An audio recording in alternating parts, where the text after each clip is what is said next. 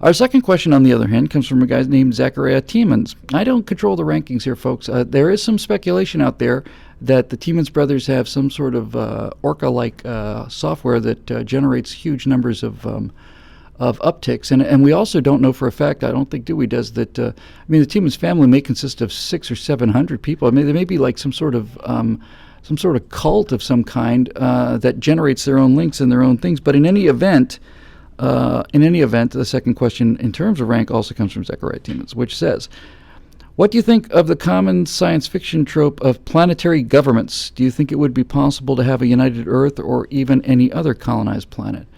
Well, I think the reason you have a united Earth is because usually you have a united Earth as part of a larger federation, right? It's like the Earth is part of the Earth in Star Trek, for example, is part of the Federation. So you can say that Earth is united because Earth is a principality, or maybe it's the capital in the case of the Federation, of other united planets, and that the government is taking its way up there. A lot of times you'll hear about, even that other franchise, what's it called? What's that franchise called? Does that other thing that's out there? It's the one with the swords that are made out of laser beams or something, Star Wars, that's it, yeah. Even in Star Wars, each planet is treated as a unique unit. So, you've got in Star Wars, you've got Dagobah, and you've got Alderaan, and you've got Tatooine. And it's not a certain planet on Tatooine, although I have to say the Naboo and the whatchamacallit, I can't even remember the names of these things. I don't want to, but in the first of the second trilogy, there was a sense that there were different governments on the same planet. But look, let's just grant you the case, because I'm kind of with you here. The idea of a united Earth government is like the idea of any other united government. It's going to come down to really the culture, right? If you had said to the original colonists when they were founding the United States, and when Rhode Island was fighting tooth and nail against New York, let's say, for limiting the amount of political control and a bicameral, Congress, and all the things that the people of Rhode Island were doing to stop states like the people of New York from dominating their lives. I think if you had told these people, no, this country is going to go from Rhode Island and New York are going to be this much of it. It's going to go all the way to the Pacific Ocean. And there's going to be 320 million people, and there's going to be the Southeast, and there's going to be the Northeast, and there's going to be the Midwesterners, there's going to be the Southwesterners, there's going to be Pacific Coast hippies, you're going to have all this stuff. I think they would have been astonished that anything could be that big and be politically coherent. And so to answer your question, Zechariah, I think really what you're really talking about is, I think the upper limit of a government is the upper limit of the culture. I mean, obviously, right?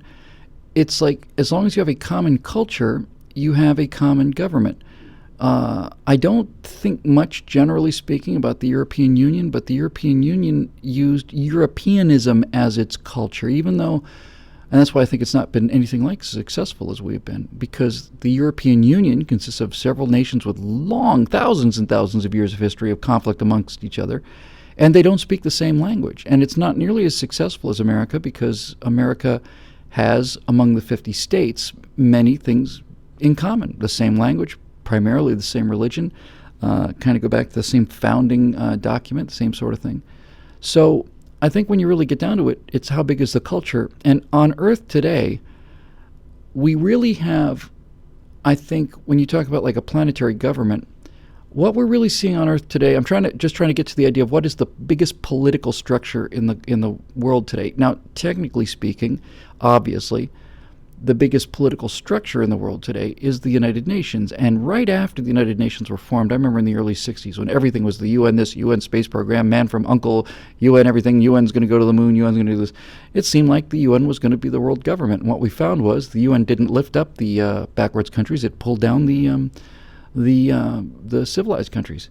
So really what we're left with today, I think, on Earth are, you have giant multi-blocks. You've got America, which is a distinct, the United States and nations are the highest level political organizations that actually function today. But you have things like the European Union, which is a little higher in terms of up the food chain. And then you have kind of things like blocks. NATO is a good example, and the Anglosphere, I think, is probably it.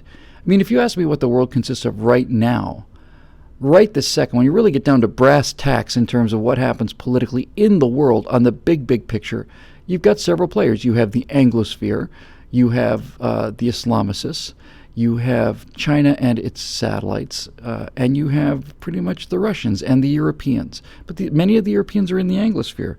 So I do think it's possible to speculate about that, but really, ultimately, it's kind of pointless because the whole purpose of science fiction is to set up a world where the author's trying to prove a point. So if he's trying to prove a point where the Earth has one government in order to explore what a larger interstellar government might look like, in the case of the Federation, let's say, well, then we're just going to kind of go along with that the same way we go along with warp speed and phasers and teleporters and all the rest of it.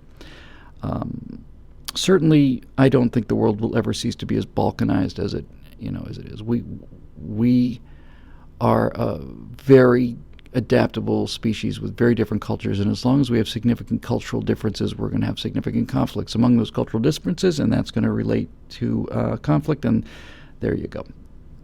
Oh, here's some happy news.